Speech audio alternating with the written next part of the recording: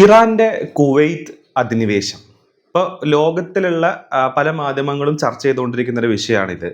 അതായത് കുവൈത്തിലോട്ടും അതേപോലെ തന്നെ GCC രാജ്യങ്ങളിലോട്ടൊക്കെ കരയാക്രമണം നടത്തിയിട്ട് അവിടെ നിന്നുള്ള സൈനികരെല്ലാം ബന്ദികളാക്കുക.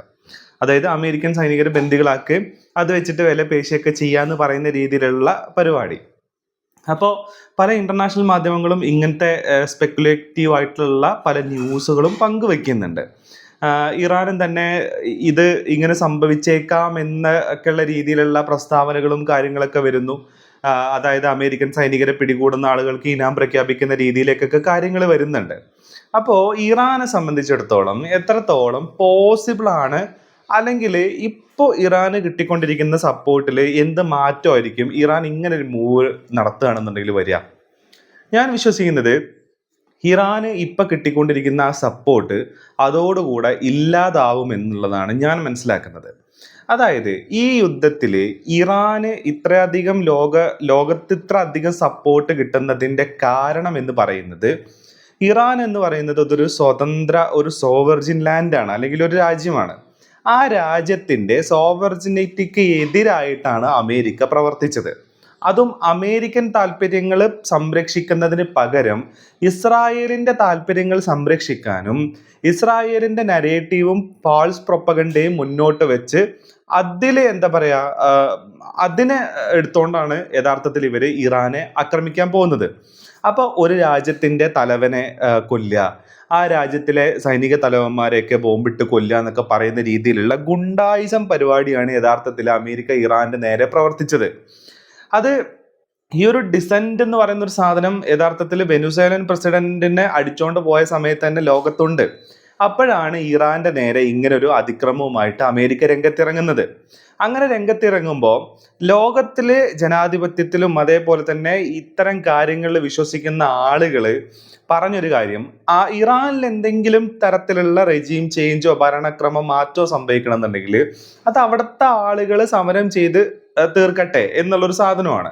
അല്ലാതെ അമേരിക്ക പോയിട്ട് അവിടെ ബോംബിട്ട് അമേരിക്കക്ക് എന്ത് അവകാശമാണ് ഇറാന്റെ അതിർത്തിക്ക് ഉള്ളിലുള്ള ഒരു കല്ലെടുത്ത് നീക്കി വെക്കാൻ എന്ത് അവകാശമാണ് അമേരിക്കക്ക് ഉള്ളത് എന്നുള്ളതാണ്. അപ്പൊ ഇതിന്റെ ബേസിൽ നിന്നിട്ടാണ് ആൾക്കാർ ഈ കാര്യങ്ങളെല്ലാം നോക്കിക്കണ്ടത്.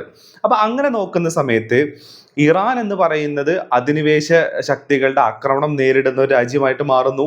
അവിടുത്തെ തലവന്മാരെ ഇല്ലാതാക്കുന്നു. ലോക ഗുണ്ടയെ പോലെ അമേരിക്ക പ്രവർത്തിക്കുന്നു. അങ്ങനെ വന്നപ്പോൾ അതിനെതിരായിട്ടുള്ള റെസിസ്റ്റൻസ് ശക്തമായിട്ട് ഇറാൻ എടുത്തപ്പോൾ ആളുകൾ എല്ലാം തന്നെ ഇറാന്റെ കൂടെ നിന്നു എന്നുള്ളതാണ് സത്യം. ഈ റൈറ്റ് എക്സ്ട്രീമിസ്റ്റ് ആളുകളല്ലാത്ത ആളുകളെല്ലാം തന്നെ ഇറാന്റെ ഭാഗത്താണ് നിന്നത്. പക്ഷെ ഈ നിൽപ്പിന്റെ ഒരു കാരണം, ഇറാൻ എന്ന് പറയുന്നത് വളരെ മികച്ച ഒരു സ്റ്റേറ്റും ഇറാൻ അവിടുത്തെ ജനങ്ങളെ വളരെ ഹ്യൂമാനിറ്റേറിയൻ ആയിട്ടുള്ള രീതിയിൽ കൺസിഡർ ചെയ്യുകയൊക്കെ ചെയ്യുന്ന രാജ്യമായതുകൊണ്ടാണോ? അല്ല, അങ്ങനത്തെ ഒരു രാജ്യമേ അല്ല ഇറാൻ.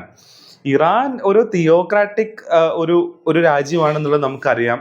മതനേതൃത്വം ഭരിക്കുന്ന ഒരു രാജ്യമാണെന്നുള്ളത് അറിയാം.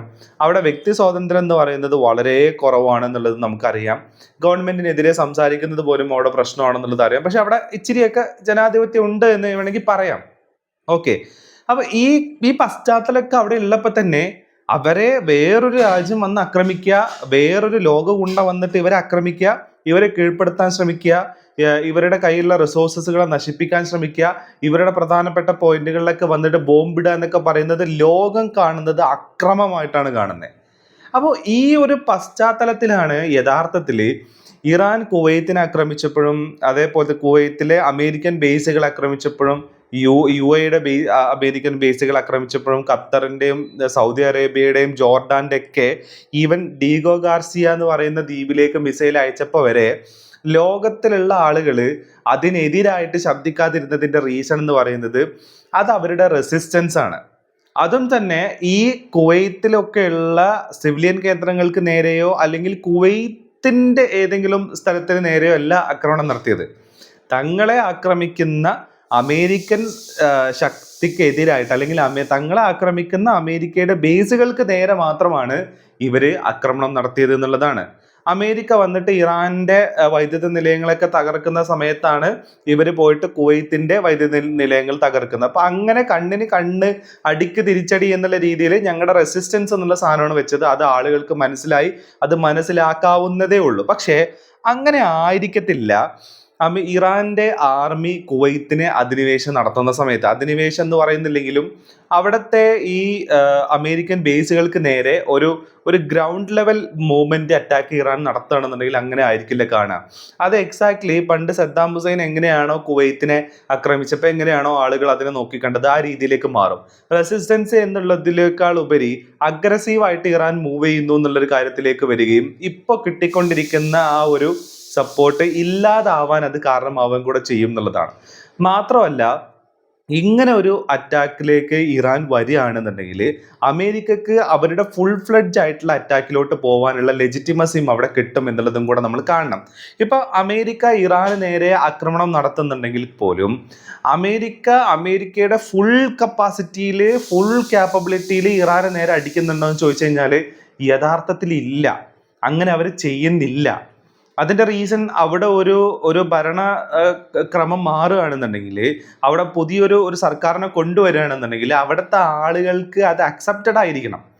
തങ്ങളെ ആക്രമിക്കുകയും തങ്ങളെ സമ്പൂർണ്ണമായി നശിപ്പിക്കുകയും ചെയ്തിട്ട് ഇവിടെ ഒരു ഗവൺമെന്റിനെ കൊണ്ടുവന്ന് വെക്കാൻ നീ ആരാടാന്നുള്ള ചോദ്യം വരും. അപ്പൊ അത് ഒഴിവാക്കാൻ വേണ്ടിയിട്ടാണ് ലിമിറ്റഡ് ആയിട്ടുള്ള എയർ സ്ട്രൈക്കുകൾ അമേരിക്ക ഓപ്പറേറ്റ് ചെയ്തുകൊണ്ടിരുന്നത്. ഇപ്പൊ അതും ഫലപ്രദമല്ലാതായി എന്നുള്ളത് നമ്മൾ കാണണം. പക്ഷേ അതല്ലാത്ത രീതിയിലൊരു ആക്രമണം നടന്നാൽ യഥാർത്ഥത്തിൽ അമേരിക്കക്ക് ഇറാനെ മൂക്കിൽ വലിച്ചു കയറ്റാവുന്നതേ ഉള്ളൂ. അത് ആ ഒരു കാര്യം നമ്മൾ തിരിച്ചറിയേണ്ടതാണ്. ഇപ്പൊ ഈവൻ തോ മലനിരകൾക്കിടയിലൊക്കെ ഒളിഞ്ഞു നിന്നിട്ടൊക്കെ ഇറാന്റെ ആക്രമണം കാര്യങ്ങളൊക്കെ ഉണ്ടെങ്കിൽ പോലും അമേരിക്ക ഫുൾ ഫ്ലഡ്ജ് ആയിട്ട് വാറിലോട്ട് ഇറങ്ങി കഴിഞ്ഞു കഴിഞ്ഞാൽ അത്ര ഈസി ആയിരിക്കത്തില്ല കാര്യങ്ങൾ എന്നുള്ളതാണ്. പറഞ്ഞു വരുന്നത് അമേരിക്ക മൊത്തത്തിൽ ജയിച്ചുകൊണ്ട് പോകുന്നുള്ളതല്ല. പക്ഷേ ഇറാൻ ഇപ്പോൾ കിട്ടിക്കൊണ്ടിരിക്കുന്ന സപ്പോർട്ട് കുറയും, ഇപ്പൊ കിട്ടിക്കൊണ്ടിരിക്കുന്ന ഡാമേജിലും കൂടുതൽ ഡാമേജ് സംഭവിക്കുകയും ചെയ്യും എന്നുള്ളതാണ്. മാത്രമല്ല, ഇതിന്റെ ഭാഗമായിട്ടൊരു കാര്യം കൂടെ കാണണം. ഇപ്പൊ ഇന്നലെ UAE നേരെ ആക്രമണം നടന്നിട്ടുണ്ട്, മിസൈൽ ആക്രമണം നടന്നിട്ടുണ്ട്. മിസൈൽ വാർണിംഗ് അലർട്ടുകൾ എല്ലാവരുടെ മൊബൈലിലേക്കും ഒക്കെ വന്നിട്ടുണ്ട്. അപ്പോൾ ആ 2 മിസൈലുകളെ വെടിവെച്ചിട്ടതായിട്ടാണ് ഇപ്പൊ പറയുന്നത്.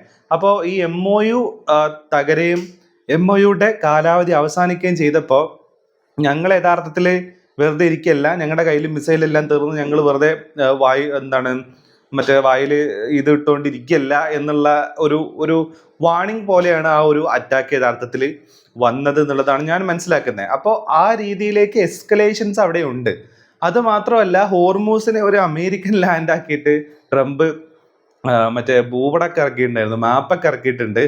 അത് പിന്നെ അങ്ങയുടെ ഒരു വികൃതി എന്ന് കണ്ടാൽ മതി. അതൊരിക്കലും അങ്ങനെ നടക്കാനേ പോകുന്നില്ല. യഥാർത്ഥത്തിൽ സംഭവിക്കാൻ പോകുന്നത് ഒമാനും ഇറാനും കൂടെ ഹോർമൂസ് കൺട്രോൾ ചെയ്യുന്ന രീതിയിലേക്ക് കാര്യങ്ങൾ മാറി മറിയും എന്നുള്ളതാണ്. അപ്പോൾ ഇങ്ങനത്തെ സ്പെക്കുലേറ്റീവ് ആയിട്ടുള്ള ഇങ്ങനെ സംഭവിക്കാം എന്നൊക്കെ പറഞ്ഞിട്ടുള്ള വാർത്തകൾ വരുന്നുണ്ട്. എനിവേ, അത് സംഭവിക്കുകയാണെന്നുണ്ടെങ്കിൽ ഇറാന്റെ കാര്യം അത്ര ഈസി ഒന്നും ആയിരിക്കത്തില്ല. ഇപ്പൊ കിട്ടിക്കൊണ്ടിരിക്കുന്ന സപ്പോർട്ട് നേരെ ഉൾട്ടയടിക്കാനും സാധ്യത വളരെ കൂടുതലാണ് എന്നുള്ളതാണ് പറയാനുള്ളത്.